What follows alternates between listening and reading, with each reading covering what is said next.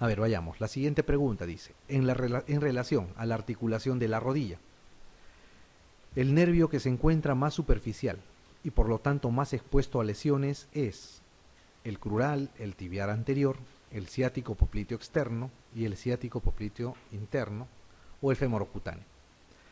Ok, vamos a hacer una analogía. Ustedes se acuerdan del codo, habíamos mencionado al codo, ¿no? En el codo hay un canal entre la epitróclea y el olecrano, ¿ok? El canal epitrócleo-olecraniano. Mencionamos que si ustedes se golpean ahí, van a sentir una parestesia en la mano, ¿no? Es porque se están golpeando el nervio cubital. En la rodilla existe digamos, una estructura similar. La cabeza del peroné está hacia la parte externa de la articulación de la rodilla. Abrazando la cabeza del peroné hay un nervio, ¿ok? Que pasa entre la cabeza del peroné y el platillo tibial por un canal, que no tiene un nombre propio, pero es una especie de canal, y ahí es donde se puede lesionar cuando existe una lesión, una fractura, se puede lesionar fácilmente. ¿Qué nervio es este? Bueno, el crural no es, el crural es el nervio femoral que está en la cara anterior. El tibial anterior es un nervio que está en la pierna, ¿ok? Es rama del ciático popliteo externo, principalmente es extensor del pie. El fémoro cutáneo es un nervio principalmente que da sensibilidad a la piel del muslo, a la cara externa, que no es. Entonces les quedan estos dos, ¿no? El ciático popliteo externo y el ciático popliteo interno. Cuando el nervio ciático llega al rombo popliteo, se divide en dos ramas, habíamos dicho, ¿no es cierto? El ciático popliteo externo y el interno. El interno seguía el eje del paquete vasculo nervioso. O sea, acompaña a la arteria poplitea hasta que sale del rombo popliteo y se transforma en tronco tibio peroneo. ¿Ok? Entonces va a seguir ese camino. En cambio, el ciático popliteo externo va a salir del rombo popliteo y va a abrazar a la cabeza del peroné y se va a hacer superficial. ¿Ok? Va a estar casi debajo de la piel en esa zona. Entonces, el nervio que se encuentra más superficial, como dice acá, y por lo tanto más expuesto a lesiones en la articulación de la rodilla, es el ciático popliteo externo, ¿ok? Análogo al nervio cubital, ¿ya? Análogo al nervio cubital en el codo. Entonces aquí la respuesta es el ciático popliteo externo. Muy bien. La siguiente dice, la articulación de la rodilla tiene estructuras y ligamentos externos e intracapsulares. De estos últimos, o sea, de los intracapsulares, marque el que no corresponda, o sea, marque el que no sea, dice. Ligamento cruzado anterior, cartílago semilunar interno, cartílago semilunar externo, ligamento popliteo oblicuo o ligamento transverso. ¿Cuál creen que no es? A ver, vayamos. ¿Cuál definitivamente es estructura intraarticular? Está dentro de la articulación, ¿no? O intracapsular, como dice la pregunta. El ligamento cruzado anterior, sí, ¿no es cierto? Definitivamente. El cruzado anterior y el cruzado posterior son ligamentos que están dentro de la articulación de la rodilla. Muy bien. Los cartílagos semilunares o los meniscos, es su otro nombre, también, ¿verdad? El menisco interno o externo o los cartílagos semilunares interno y externo. Ok. El ligamento transverso. El ligamento transverso es un ligamento que une las extremidades anteriores de los cartílagos semilunares o de los meniscos. Se le llama también el ligamento intermeniscal. ¿Ok? El ligamento intermeniscal. El ligamento popliteo oblicuo, como su nombre lo indica, popliteo, está fuera de la articulación de la rodilla. Y hay dos ligamentos popliteos, acuérdense. El ligamento popliteo oblicuo y el ligamento popliteo arqueado. Arqueado se llama porque es como un arco. Ok, entonces este ligamento está fuera de la articulación. Al igual que el ligamento colateral externo, colateral interno, el tendón rotuliano, el ligamento anterior. Todos son los ligamentos que están cubriendo, digamos, la cápsula, pero los que están dentro son el ligamento cruzado, anterior y posterior, los cartílagos semilunares y el ligamento transverso. Ok, entonces aquí la respuesta es la D, ¿no es cierto? El ligamento popliteo oblicuo, es el que no está dentro de la misma articulación. Muy bien, cerca a la articulación de la rodilla, ok, cerca a la articulación de la rodilla vamos a encontrar una estructura en la parte interna que va a parecer la pata de un palmípedo, o sea, hacen parecer a la pata de un ganso, ¿no? A esa estructura se le llama la pata de ganso. ¿Qué importancia tiene la pata de ganso? Uno, que se puede inflamar, puede haber patología ahí, especialmente tendinosa. ¿Qué puede producir si hay una tendinitis de la pata de ganso? Con dolor en la articulación de la rodilla hacia la parte interna, especialmente a la movilización, ¿ok? Esta pata de ganso está formada por tres tendones que van a dirigirse desde el hueso coxal o el hueso ilíaco hasta la tibia y van a pasar a manera de puente sobre el fémur, o sea, no tienen inserción femoral, van de frente desde el hueso ilíaco hasta la tibia, ¿no? Y son el músculo sartorio hacia la parte anterior, el músculo recto interno y el músculo semitendinoso.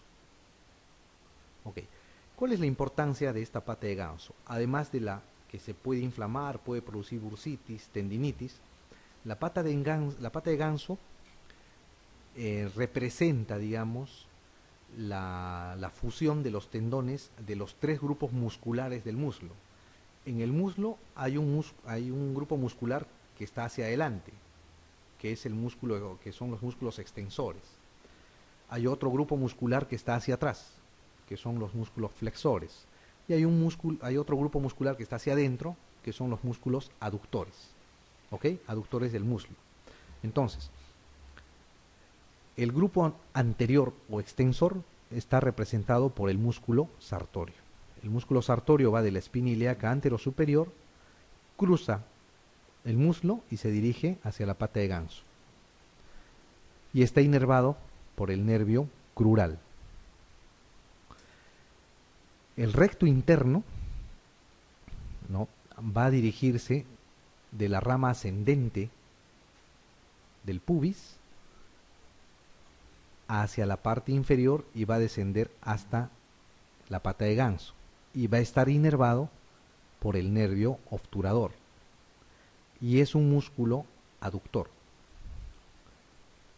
El semitendinoso se va a insertar en el isquion, va a descender hasta la pata de ganso, es un músculo flexor y va a estar inervado por el nervio ciático. ¿Ok? Entonces, si se dan cuenta, la pata de ganso recibe músculos que van a estar inervados por el nervio crural, por el nervio obturador y por el nervio ciático. Cuando la pata de ganso o cuando los músculos que se insertan en la pata de ganso se contraen a la vez, dan la parada firme, o sea, producen que el ser humano se pare firmemente en bipedestación. ¿Ok? Es importante, ¿por qué? Porque esta pata de ganso es esa manera de un trípode, ¿no es cierto? Tiene representantes de los tres grupos musculares, de los extensores, de los flexores y de los aductores. ¿Ok? Y esta pata de ganso recibe también, cuando funcionan, cuando se contraen los músculos, están funcionando los tres nervios: el crural, que es extensor, el ciático, que es flexor, y el obturador, que es aductor. ¿Ok? Por eso viene su importancia, ¿ok? La pata de ganso. Además que es, bueno, una estructura anatómica más o menos particular por la forma que tiene. Ok, La siguiente pregunta, entonces vamos a hablar, dice, la formación anatómica tendinosa, denominada pata de ganso, tiene como características excepto, está formado por el músculo sartorio, está formado por el músculo recto interno, se inserta en la tuberosidad anterior de la tibia, se inserta en la cara interna de la articulación de la rodilla, o está formado por el músculo semitendinoso. A ver, vayamos, ¿cuál es la respuesta ahí? Está formado por el músculo sartorio, la pata de ganso, ¿cierto o falso? Cierto, ¿no es cierto? Habíamos dicho que sí. Está formado por el músculo recto interno, ¿cierto o falso? Cierto, ¿verdad? Está formado por el músculo recto interno, que es aductor. Se inserta en la tuberosidad anterior de la tibia. Vamos a dejarla ahí. Se inserta en la cara interna de la articulación de la rodilla. Lo dejamos. Está formado por el músculo semitendinoso también, ¿verdad? Nos queda la C o la D. Se inserta en la cara interna de la articulación de la rodilla. Ahí se inserta la pata de ganso. Ahí está ubicada, en la cara interna de la articulación de la rodilla. En la tuberosidad anterior de la tibia, ojo, se inserta el tendón rotuliano. ¿Ok? El tendón rotuliano no es otra cosa que la fusión de los músculos extensores del muslo. ¿Ok? Los músculos extensores del muslo, o sea, los que están en la cara anterior del muslo, son el vasto interno, el vasto externo, el recto anterior y el crural. Todos esos forman el cuádriceps crural. Este cuádriceps forma un tendón, pasa por encima de la articulación de la rodilla a manera de puente y se inserta en la tuberosidad anterior de la tibia. ¿Ok? No tiene que ver con la pata de ganso. Ojo. ¿Ya? Ojo. La C entonces, la respuesta acá.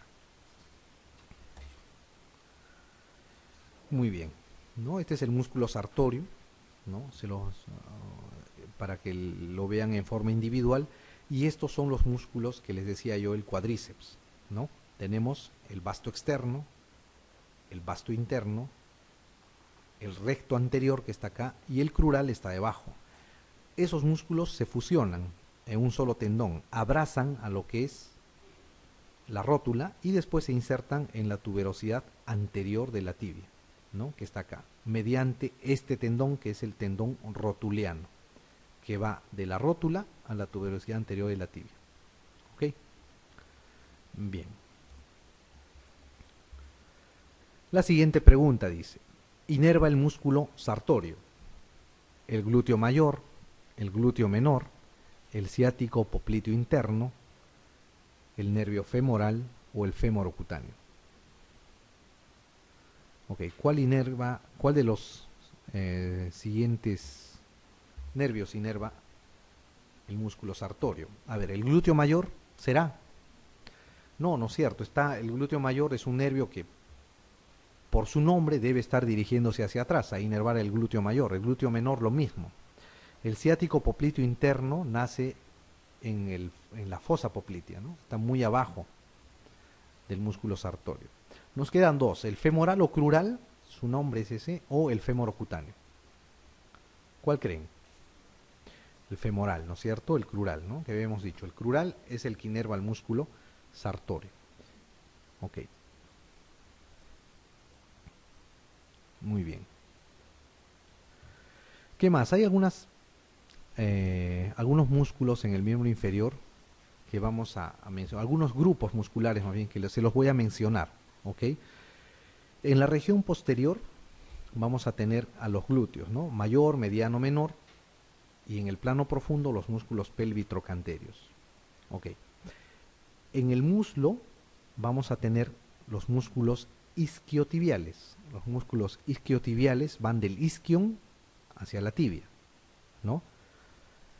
El músculo semitendinoso, el músculo semimembranoso y la porción larga del bíceps, ¿no? Hay una porción corta del bíceps que va del fémur hacia la tibia. Y más hacia la parte inferior vamos a tener los músculos de la pantorrilla, ¿no? Acá sí hay que detenernos un poco. ¿Por qué? Porque acá es importante por la patología que hay de recordar esto, ¿no? En la región de la pantorrilla vamos a tener los músculos gastrocnemios o los gemelos o los géminos para algunos, externo e interno, los dos. Debajo de esos dos músculos, en la profundidad vamos a encontrar un músculo potente, grueso, que se llama el músculo sóleo. ¿Ok? Esos tres músculos, el gemelo externo e interno y el músculo sóleo, a medida que descienden y bajan hacia su inserción en el calcáneo, forman un tendón único, grueso. Es el tendón más grueso y fuerte que hay en el organismo y se llama el tendón calcáneo o el tendón de Aquiles. ¿Ok? Importante es que conozcan ese tendón. ¿Por qué? Porque existen la patología que es la ruptura del tendón calcáneo o de la ruptura del tendón de Aquiles. ¿Ok? Este tendón, a pesar que es fuerte, es grueso, se puede llegar a romper, ¿no?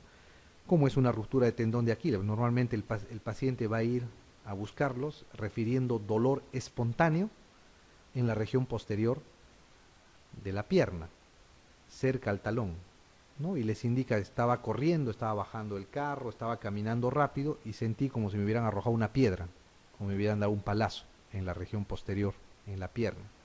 Pero no me cayó nada y desde ahí me duele y no puedo mover.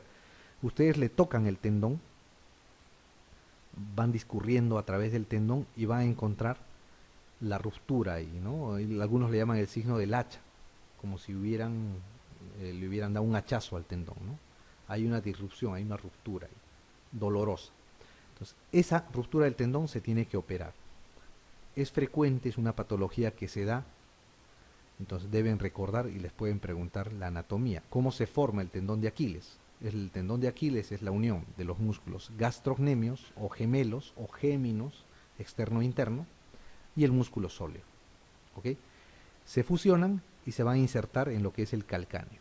Y por esa razón al tendón de Aquiles se le llama el tendón calcáneo, o al revés, el tendón calcáneo se le llama tendón de Aquiles. ¿Por qué? ¿No? Pues se acuerdan de la historia de Aquiles, ¿verdad? ¿No? Aquiles era un semidios, el cual fue sumergido en un lago que le generaba poderes y era indestructible. Y su mamá lo agarró del talón y lo sumergió en ese lago, ¿no? Y al agarrarlo del talón, la única parte que no sumergió fue el taloncito, ¿no? Del bebé.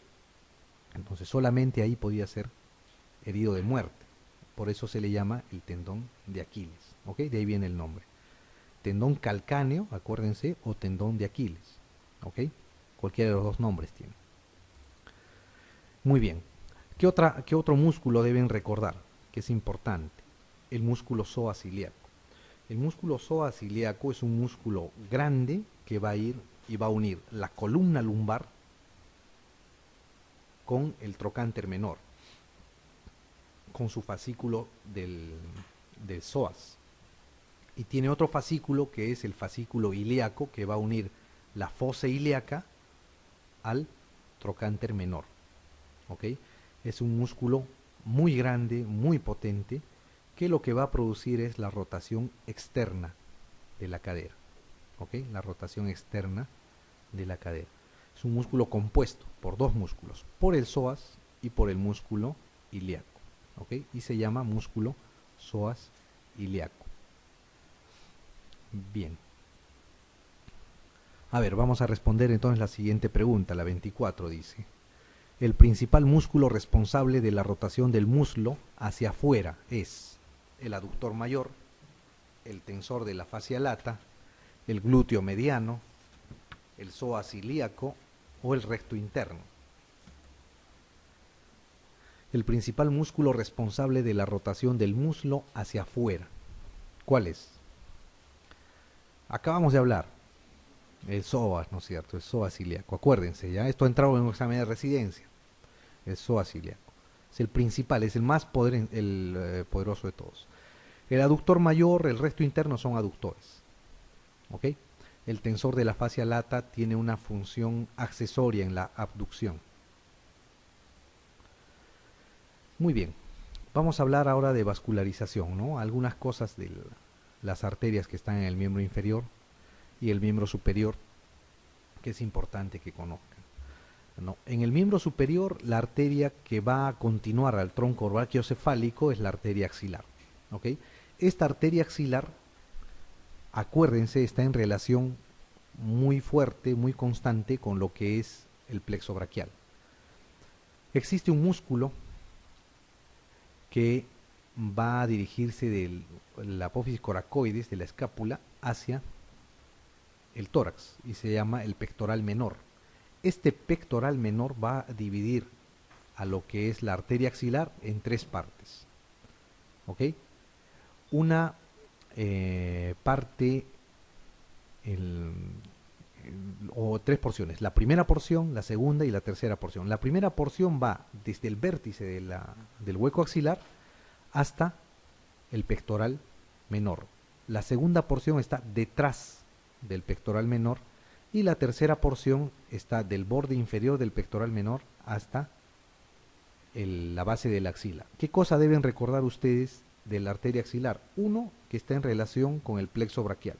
Y dos, que se divide en porciones gracias al pectoral menor. ¿Ok? El pectoral menor entonces ayuda a dividir a la arteria axilar en tres porciones. Y en la disección, por ejemplo, de ganglios linfáticos, cuando hay un cáncer de esa zona, se toma en cuenta esta división. Por eso es importante que recuerden. Tres porciones de la arteria axilar gracias a la presencia del pectoral menor en esta zona. Y hay algunas ramas que van a recordar, ¿no? La torácica superior es una ramita, que es la primera rama en la primera porción. Luego tenemos la tóraco-acromial, ¿no? Que va a dar una rama acromial y una rama torácica. Tenemos la torácica lateral en la segunda porción. Y finalmente la subescapular, que es la más gruesa, que está en la porción inferior. Finalmente vamos a tener dos ramitas, o hay veces es una sola rama, la circunfleja anterior y posterior, o si no hay eso, es un tronco de las circunflejas que se va a dividir en dos ramas. Es difícil que les pregunten cada una de las ramas, pero ¿qué cosa deben recordar? La primera rama, que es la torácica superior, que es el límite cuando se hace una disección ganglionar de ya no dirigirse más arriba, hasta ahí se llega. Dos, la subescapular, que es el límite inferior de las ramas hacia abajo, ¿ok? Y es la rama más gruesa. Bien. ¿Qué más? La arteria axilar, después de abandonar la axila, se transforma en arteria humeral.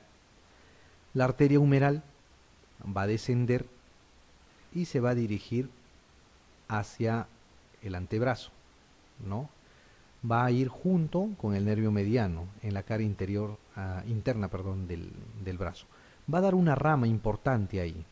Esta rama es la arteria humeral profunda en el brazo. ¿Por qué es importante esta arteria humeral profunda? Porque se va a dirigir al canal de torsión. ¿Y quién estaba en el canal de torsión? ¿Se acuerdan? El nervio radial. ¿Ok? El nervio radial.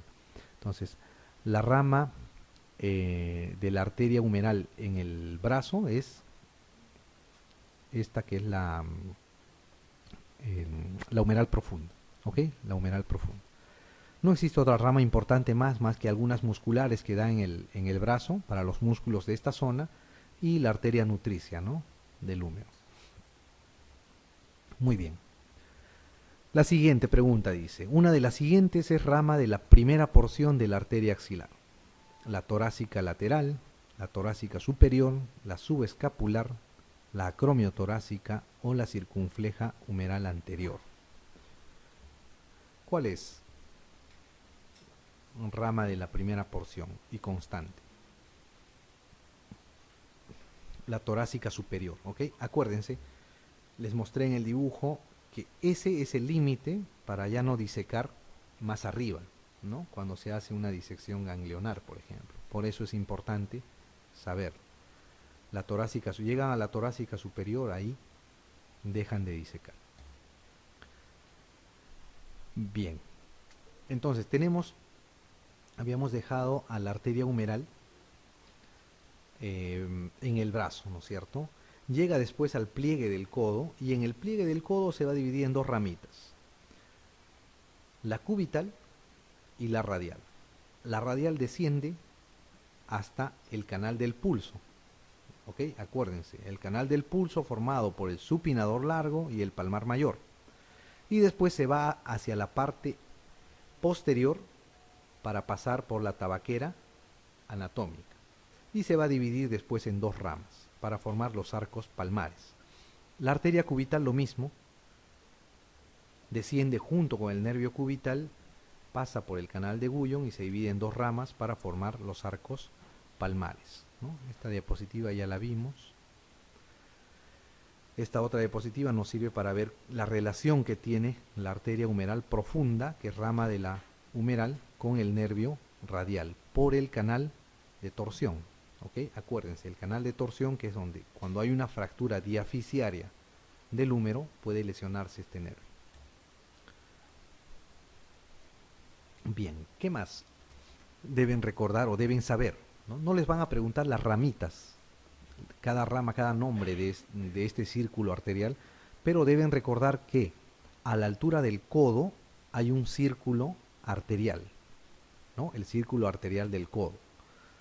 El círculo arterial del codo nace por ramas colaterales que le van a dar la arteria humeral profunda y la arteria humeral, y se van a anastomosar con ramas recurrentes. ¿Por qué? Porque van a ascender, van a volver a recorrer el camino que ya recorrieron de la arteria radial y la arteria cubital, y van a anastomosarse y van a formar un círculo arterial del codo. ¿Por qué? ¿Para qué sirve este círculo arterial del codo? Eventualmente, cuando hay una lesión de la arteria humeral, por ejemplo, y se tiene que ligar este círculo arterial del codo, si está permeable y es adecuado, puede salvar el miembro inferior. Se liga la arteria humeral y la sangre va a discurrir a través de ese círculo arterial del codo para llegar al resto del miembro superior. Lo mismo pasa en la articulación de la cadera. ¿Ok? Hay otro círculo arterial alrededor de la articulación de la cadera que eventualmente, cuando se liga la ilíaca externa, por ejemplo, puede salvar la vascularización del miembro inferior. ¿Ok? Muy bien. La 26 vamos a responder. Dice, ¿cuál de las siguientes ramas arteriales no tiene su origen en la arteria humeral? La rama humeral profunda, la rama circunfleja humeral posterior, la rama nutricia del húmero, la rama colateral cubital superior y la rama colateral cubital inferior. Le están hablando de no tiene su origen en la arteria humeral. ¿Ok? La humeral profunda obviamente es rama de la arteria humeral. Tenemos la rama nutricia del húmero, también es rama de la arteria humeral. La rama colateral cubital superior y la rama colateral cubital inferior son ramas de la arteria humeral. La rama circunfleja humeral posterior, las circunflejas, acuérdense, las arterias circunflejas son ramas de la arteria axilar. ¿Ok? Las dos, la circunfleja anterior y posterior, son ramas de la arteria axilar. Bien, esto es lo mismo, ¿no es cierto? Es una ampliación, un esquema, para que lo revisen, de lo que es el circuito anastomótico del codo, ¿no? ¿Para qué sirve el circuito anastomótico del codo? Eventualmente, si hay una ligadura de esta zona de las arterias grandes, la humeral, este circuito anastomótico puede salvar el miembro superior. ¿Ok? ¿Qué más? Al llegar a la mano, la arteria cubital y la arteria radial van a formar dos arcos en la palma de la mano, ¿no? Un arco palmar superficial y un arco palmar profundo. El arco palmar superficial y profundo van a hacer o van a producir ramas que van a ser las ramas interdigitales, que van a dirigirse a los espacios interdigitales de cada dedo, y después van a dar las digitales o las colaterales de los dedos, que van a discurrir por cada lado de cada dedo, ¿no? Y van a vascularizar toda la mano. ¿Qué deben recordar ustedes? Que finalmente la arteria cubital y la arteria radial se van a anastomosar formando arcos palmares, superficial y profundo. Además existe otro arco que es menos importante, hay veces no se forma, que es el arco dorsal también. Pero principalmente están los arcos palmares. ¿ok? Los dos arcos palmares, superficial y profundo, ¿no? Es una ampliación de la anterior imagen, ¿no? Con los arcos palmares superficial y el arco palmar profundo. Muy bien, ahora vamos a hablar algo rápido respecto a las venas, ¿no? Las venas del miembro superior. Las venas del miembro superior en general nos sirven para dos cosas. Uno, canalizar venas, canalizar una vía endovenosa o hacer una flebotomía, que ahora se hace ya muy poco por el uso de la vía central, ¿verdad? ¿Qué cosa debemos recordar? En el miembro superior existen en el antebrazo tres grandes troncos. Un tronco que va por o pegado, digamos, al borde radial del antebrazo, otro que va pegado, adosado al borde cubital y otro que va en la parte media. Tenemos entonces la basílica del antebrazo, que está por el margen cubital del antebrazo, la cefálica del antebrazo, que va por el margen radial, y la mediana antebraquial, que va por la línea media y después se divide en dos ramas, ¿ok? En dos ramas, y se va esta vena central, esta vena mediana del antebrazo, va a dar dos ramitas. Una de las ramas que se va hacia afuera se va a unir con la cefálica del antebrazo y va a formar la vena cefálica. La otra se va a unir con la basílica del antebrazo y va a formar la vena basílica. Acuérdense, la vena basílica y la vena cefálica están en el miembro superior. En el miembro inferior vamos a tener la vena safena externa y la vena safena interna, ¿ok? Con diferente nombre. Normalmente, para canalizar las venas, una vía endovenosa, se usan las venas del antebrazo, sea la vena basílica o la vena cefálica del antebrazo. Para hacer flebotomías, normalmente se usa la vena cefálica, ¿no? Esta que está acá. Bien. Como les mencionaba, así como existe un círculo arterial en el codo, hay un círculo arterial y anastomótico en la región de la cadera y un círculo arterial y anastomótico en la región de la rodilla, en ambos lados, ¿ok?